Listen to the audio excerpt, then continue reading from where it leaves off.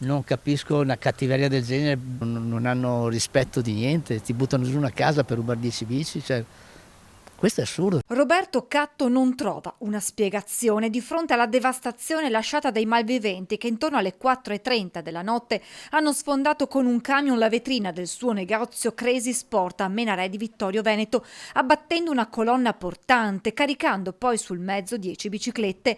Altre 2 sono state danneggiate e sono da buttare. 5, 6 hanno diversi graffi e vanno sistemate. Un bottino che si aggira intorno ai 40-50 mila euro. Mi hanno portato via 3 bici dei clienti che fanno più male delle mie, perché comunque non è per restituire, comunque gli hanno portato via un bene che non erano a casa sua e quindi erano qui da me, quindi mi sento anche responsabile delle bici altrui. Ma i danni maggiori sono quelli a livello strutturale. Fra furgoni, casa, negozio, bici, sono centinaia di migliaia di euro di danni.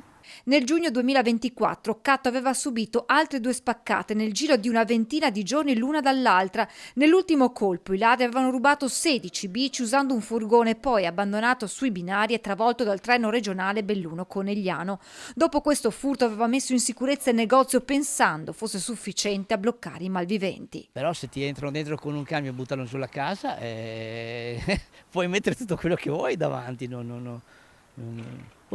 Cioè, non sappiamo più, cioè, giuro, non so cosa fare, come poter impedire un'altra cosa del genere. Rispetto ad allora, oggi i danni riportati dalla sua attività sono ben maggiori e Catto è costretto a fermarsi. Dovrò star fermo almeno una settimana di lavoro, perché comunque non ce la facciamo a lavorare decentemente. Dovrò dormire qui un mese noleggiando un camper.